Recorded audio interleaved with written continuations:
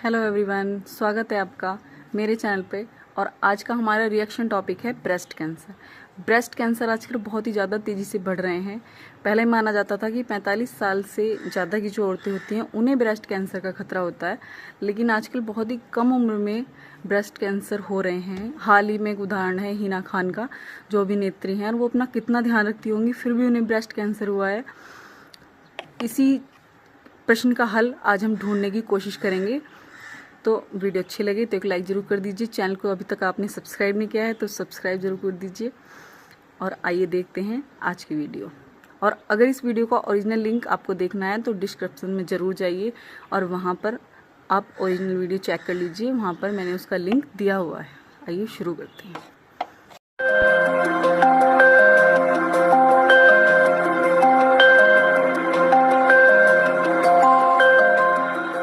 हाल ही में TV industry से एक ऐसी खबर निकलकर सामने आई जिसने हर किसी को हैरान कर दिया। ये खबर है मशहूर एक्ट्रेस हिना खान की हेल्थ कंडीशन से जुड़ी। हिना खान को 3rd स्टेज ब्रेस्ट कैंसर है। हालांकि हिना खान पूरी जिंदा दिली के साथ इस जंग से लड़ रही हैं। लेकिन अगर रिकॉर्ड्स की माने तो पिछले कुछ सालों में युवा महिलाओं में ब्रेस्ट कैंसर के मामले ज्यादा निकलकर सामने आए हैं, जबकि ये वृद्ध अवस्था की बीमारी मानी जाती थी। तो आज इसी पर चर्चा करने के लिए हमारे साथ स्टूडियो में मौजूद हैं प्रोफेसर चिंतामणि, जो कि सर्जिकल ऑन्कोलॉजी डिपार्टमेंट के चेयरमैन हैं सर गंगाराम हॉस्पिटल से। सर, बहुत स्वागत है आपका इंडिया टीवी पर। सर, सबसे पहले जानेंगे कि आखिर ये जो ब्रेस्ट कैंसर है ये होता कैसे है और क्या इसकी वजह है और क्या पहचान है? आमतौर पे ऐसा माना जाता था कि वृद्धावस्था का ये कैंसर है। ज्यादातर कैंसर वृद्धावस्था में ही होते थे जी।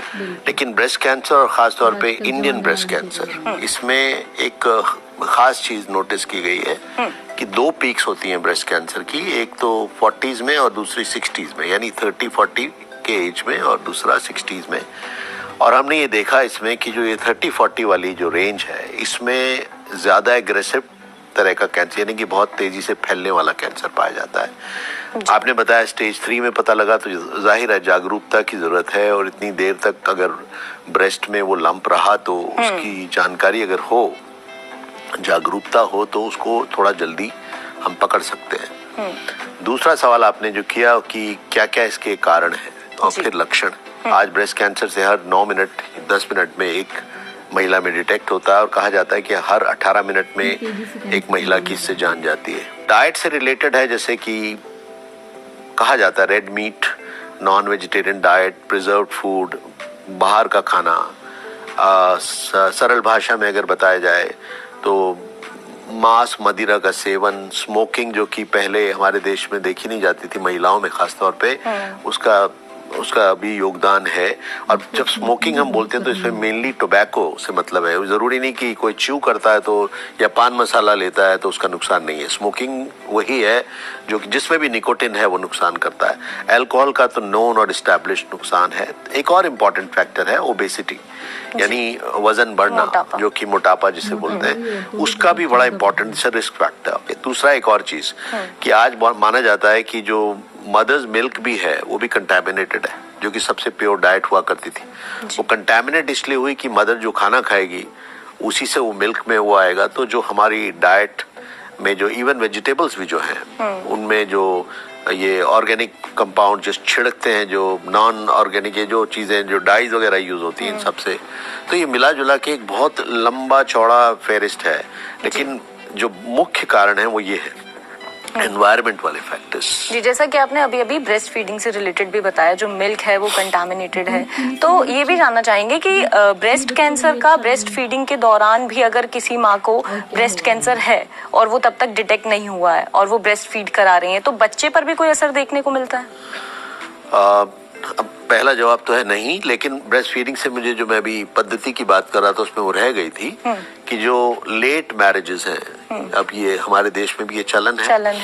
और लेट प्रेगनेंसी है कि जितनी प्रेगनेंसी जितनी होती है वो प्रोटेक्टिव है ब्रेस्ट कैंसर के लिए। इसका मैं ये नहीं कह रहा कि ज्यादा बच्चे पैदा होंगे तो कैंसर कम होगा, तो फिर किसी और तरह के कैंसर या और समस्याएं बढ़ेंगी, वो नहीं मैं कह रहा। लेकिन लेट मैरिजेस, लेट प्रेगनेंसीज और ब्रेस्ट फीडिंग, जो कहा जाता है कि 2 साल तक ब्रेस्ट फीड करती हैं वुमेन उनका प्रोटेक्शन बहुत होता है। कम से कम 6 महीने की ब्रेस्ट फीडिंग प्रोटेक्टिव है, ऐसा माना जाता है। तो ब्रेस्ट फीडिंग अपने आप में एक बड़ा प्रोटेक्टिव रोल प्ले करती है। दूसरा आपने पूछा ब्रेस्ट फीडिंग से बच्चे में ट्रांसफर होगा, वो सही नहीं है। वो सही जो नहीं है। मिल्क में वो उस तरह की कोई इन्फेक्शियस डिजीज नहीं है, मतलब ये कोई एक से दूसरे में जाने वाली डिजीज नहीं है। हाँ, जेनेटिक जरूर है। बात हम ब्रेस्ट कैंसर के लक्षण की करें तो ऐसे वो कौन से लक्षण हैं जो देखे जा सकते हैं और समय रहते हम इसको अर्ली डायग्नोज भी कर सकते हैं?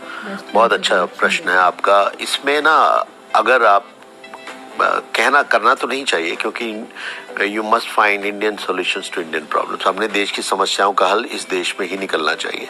लेकिन वेस्ट और इंडियन के ब्रेस्ट कैंसर को अगर आप कंपेयर करेंगे तो ये कहा जाता है कि वहां तो दे आर ट्रीटिंग इमेजेस, यहाँ वी आर ट्रीटिंग लम्प्स। यानी कि वो तो सिर्फ इमेजेस को ट्रीट कर रहे हैं और हम यहाँ बड़े बड़े लम्प्स को ट्रीट कर रहे हैं, जैसे अभी आपने बताया स्टेज 3। हमारे देश में क्योंकि ये कैंसर, जैसे कि आपने शुरू में ही बोला, युवा अवस्था में भी हो रहा है, तो उस स्क्रीनिंग की एज वो है भी नहीं। तो उस स्टेज पे मुख्य लक्षण जो होंगे, या तो कोई गांठ होगी जिसे हम लंप बोलते हैं, या कोई आर्किटेक्चरल डिस्टॉर्शन होगा। तो इसमें एक महिला जागरूक है और खासतौर पे ब्रेस्ट जागरूक, मैं उसको कहूंगा, जिसको अपने स्तन के बारे में खुद पता है, यानी ब्रेस्ट अवेयर है वो, तो वो डिटेक्ट कर सकती है माइनर भी कोई चेंज हो, जैसे छोटी भी कहीं डिम्पल या कहीं एब्रेजन कहीं दिखे। और खास तौर पे पीरियड्स के बाद नहाते समय जब आपके हाथ में साबुन हो, तो सेल्फ ब्रेस्ट एग्जामिनेशन एक बड़ा ही यूजफुल मेथड है जल्दी डिटेक्ट करने के लिए। तो आम तौर पे कोई भी माइनर ऑब्जर्वेशन, जो भी चेंज आप देखें ब्रेस्ट में, वो एक अर्ली फीचर हो सकता है। लोगों में ना कैंसर को लेकर एक डर है, एक खौफ है। कैंसर का नाम सुनते ही घबरा जाते हैं कि अब इलाज जो है वो संभव नहीं है। तो बात हम ब्रेस्ट कैंसर की कर रहे हैं, तो ब्रेस्ट कैंसर का इलाज किया जा सकता है। और जैसे कि बात अगर 3rd स्टेज की करें, तो क्या 3rd स्टेज पर भी ये क्योरेबल है या नहीं? देखिए, इसके लिए आपको समझना होगा क्योर क्या है, क्योंकि क्योर अपने आप में अलग डेफिनेशन है। क्योर का मतलब ये है कि एक स्टेज पे आपके शरीर में कैंसर की कोशिकाएं नहीं है, या आपके शरीर में कैंसर का नामो निशान नहीं है, ये क्योर होगा कायदे से। तो ये संभव है। अब आई बात स्टेज 3, स्टेज 2, ये बड़ा कंफ्यूजिंग है, क्योंकि लूजली लेमन जो उसको यूज करते हैं वो स्टेज 2, स्टेज 3 वैसे नहीं होता। कई बार हम जो ट्यूमर का साइज है उसके बेसिस पे स्टेज 3 बोल देते हैं, ऐसा नहीं है। स्टेज 3 अपने आप में एक एग्रेसिव और एडवांस कैंसर कहता है। तो हम मुख्यतः कैंसर को 2 भागों में डिवाइड करते हैं, एक तो अर्ली और एक एडवांस्ड। आसान है ये समझना। अर्ली वो यानी कि अगर ब्रेस्ट तक कन्फाइंड है और ज्यादा से ज्यादा एक्जिला यानी आर्मपिट यानी कि बगल यहाँ तक गया है, यानी इसको लोकल ब्रेस्ट कैंसर की बात, और ज्यादा से ज्यादा यहाँ तक पहुंचा है। दूसरा है एडवांस्ड, वो यानी इससे निकल के और दूर चला गया, या यहीं पर या तो खाल या स्किन को इन्वॉल्व कर लिया या चेस्ट वॉल को इन्वॉल्व कर लिया, उसको बोलते हैं लोकली एडवांस्ड। एडवांस्ड है लेकिन लोकल है, अभी भी सीमित है। और जो आखिरी वाली जो स्टेज मेटास्टेटिक जो होता है, मेटास्टेटिक का मतलब वहां से निकल के अब या तो दिमाग में या हड्डियों में या लिवर में या लंग्स में, शरीर के किसी और हिस्सों में, शरीर के बाकी ऑर्गन्स में। उस स्टेज में क्योर थोड़ा सा मुश्किल है। इसके पहले वाली जो मैंने स्टेजेस बताई, जब तक सीमित है तो डेफिनेटली क्योरेबल है। अब उसको कहने से पहले मैं क्वालिफाई करूंगा कि लाइटर हल्की स्टेटमेंट कैंसर से लेके नहीं देनी चाहिए।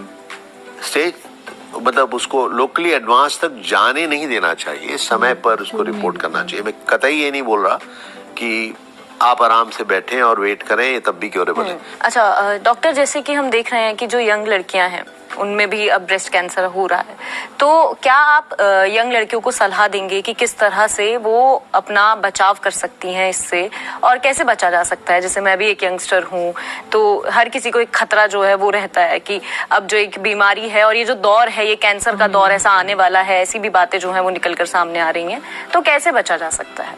बहुत अच्छा प्रश्न है। और पहली चीज तो इससे डरने की कोई जरूरत नहीं है, क्योंकि जिसे कहते हैं ना कि there is no point dying before death comes, मरने से पहले मरना नहीं चाहिए। पहला, जो आप खाते हैं वही आप बन जाते हैं, what you eat you become. तो आप अगर भोजन नियमित, ये नहीं कि चलते हुए फास्ट फूड उठाया और कुछ भी खा लिया, तो ये आपके लिए समस्या है। दूसरा हाई रफेज, जितनी ज्यादा हरी सब्जियां, खूब सारा पानी, एक्सरसाइज। ये मान लेना कि मैं तो रोज अपने ऑफिस 4 मंजिल चढ़ के जाता हूँ या जाती हूँ तो मेरी एक्सरसाइज हो गई, ये नहीं। कंट्रोल्ड एक्सरसाइज, चाहे आप आधा घंटा करें, यूजफुल है। चौथा, एनवायरनमेंट वही रखें। एक बड़ा इंटरेस्टिंग पर्शियन प्रोवर्ब है, तुख्म तासीर सोबत असर। एक तो तासीर होती है बीज की और सोबत का असर, ये दो चीजें मिला करके जिंदगी बनती है। तुख्म माने सीड होता है पर्शियन में। तो आप अगर लाइफ स्टाइल अपनी कंट्रोल कर सकते हैं तो आप अपनी जिंदगी को बेहतर कर सकते हैं। पहला ये एक, इट में साउंड लाइक ए सर्मन, लेकिन प्लीज इसको मान लें, ये काम की बात है। दूसरा ये कि आज हम जिस दौर में हैं, ये नहीं आप कंट्रोल कर सकते। आप इस दुनिया में रहते हैं, आप इस दुनिया को बनाते नहीं है, तो आप जाहिर है जैसी दुनिया है उसमें रहेंगे। आप अपने आप पे कंट्रोल कर सकते हैं, अपने खाने पे। अल्कोहल बिल्कुल अवॉइड करें, एक्सरसाइज खूब सारी करें, मोटापा ना होने दें, और आखिरी में टेंशन और स्ट्रेस किलर्स हैं। अगर ब्रेस्ट कैंसर से नहीं तो किसी और चीज से वो मारेंगे। स्ट्रेस का कोई किसी को आज तक लाभ नहीं हुआ। जी, बात अगर अवेयरनेस की करें तो कैसे हम जनता को ब्रेस्ट कैंसर के प्रति जागरूक कर सकते हैं? सबसे जरूरी काम यही है असल में। बाकी चीजें तो वो समझ सकते हैं, कुछ पढ़ भी सकते हैं इधर उधर से। जागरूकता, अगर आप किसी सोते हुए आदमी को उठाएं तो संभव है, लेकिन अगर वो सोने की एक्टिंग कर रहा हो तो उसको उठाना बड़ा मुश्किल है। कहते हैं ना, if he is pretending to be sleep you can't wake him up. तो ये जिस तरह का ये प्रोग्राम है, जिसके लिए मैं आपको मुबारक देता हूँ, इस तरह के प्रोग्राम्स ज्यादा फ्रीक्वेंटली होने चाहिए जी। हमारा जो जीवन का जो आजकल, अगर जैसे ही आप टेलीविजन देखते हैं, with due respect to all, हमें सिवाय पॉलिटिकल डिबेट्स के और कुछ सुनने को या देखने को मिलता नहीं है। हेल्थ से रिलेटेड हमारी अटेंशन बड़ी लिमिटेड है। हेल्थ से रिलेटेड अवेयरनेस हेल्थ केयर की तरफ बहुत कम है। हेल्थ इस देश की प्रायोरिटीज में नहीं आना चाहिए। जाते जाते बस एक सवाल मैं आपसे एक और करना चाहूंगी, वो ये कि ब्रेस्ट कैंसर को लेकर जो लंप की बात हम कर रहे हैं, तो एक नॉर्मल गांठ और लंप जो होता है उसमें डिफरेंस कैसे किया जा सकता है, महिलाएं कैसे कर सकती हैं, उसके बारे में आप बताएं। बहुत सुंदर सवाल। देखिए, एक तो बड़ी इंपॉर्टेंट चीज है, मैं यहाँ हाईलाइट करूंगा, और आपने ये बड़ा सही समय पर उठाया सवाल। एक सामान्य गांठ और कैंसर की गांठ में बहुत से फर्क होते हैं, लेकिन इंपॉर्टेंट वाले कौन से हैं जो आपकी समझ में आए? उनमें पहला ये कि आमतौर पे जो जिसमें दर्द हो वो कैंसर की गांठ नहीं होती शुरू में, बाद में हो सकता है कैंसर की गांठ में भी दर्द, लेकिन आमतौर पे अगर कोई गांठ ब्रेस्ट में हुई और वो पेनफुल है तो उसके चांसेस थोड़े कम हैं कि वो कैंसर है। पहला तो जो पेन नहीं कर रही वो ज्यादा समस्या वाली गांठ है। तो इससे आप एक तो जागरूकता ये हुई पहला।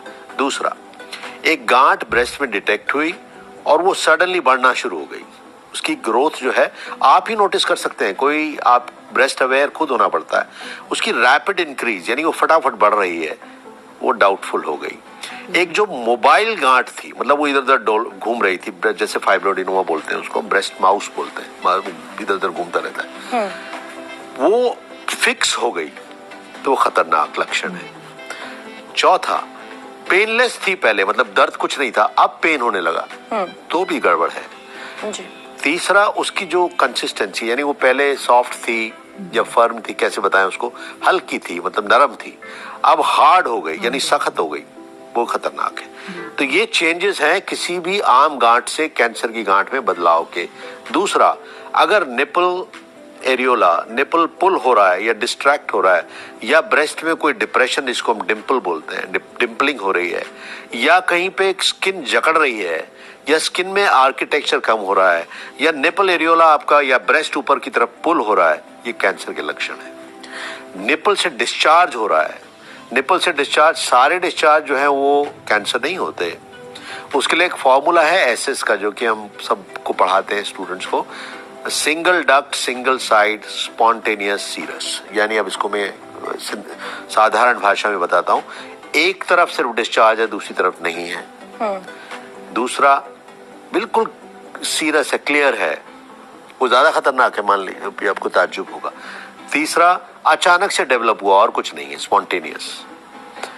और एक ही डक्ट से आ रहा है तो चांसेस है कि ये खतरनाक है।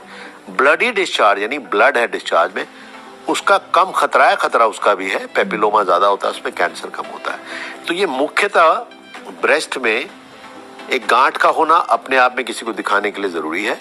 अगर गांठ आपने दिखा दी, उसमें बीच में कोई चेंजेस आ रहे हैं, जैसे कि मैंने बताया सडनली बढ़ने लग गई या हार्ड हो गई या फिक्स हो गई, तो वो, और या उसने स्किन को जकड़ लिया या निपल एरोला कॉम्प्लेक्स ऊपर उठ गए, ये खतरनाक है। जी चलिए, तो ब्रेस्ट कैंसर से जुड़ी तमाम जानकारी जो है वो हमने हासिल करी है। तो आज आपको अपने प्रश्नों के उत्तर जरूर मिले होंगे और हमने ये भी जाना कि किस तरीके से हम ब्रेस्ट कैंसर को पहचान सकते हैं और उसे रोक भी सकते हैं। वीडियो अच्छी लगी हो तो एक लाइक जरूर कर दीजिए, चैनल को सब्सक्राइब नहीं किया है तो सब्सक्राइब जरूर कीजिए, और अगर आपको ये जानकारी अच्छी लगी हो तो शेयर भी कर दीजिए। आगे ही ऐसी ही किसी रोचक जानकारी के साथ फिर से मिलूंगी, जब तक के लिए धन्यवाद।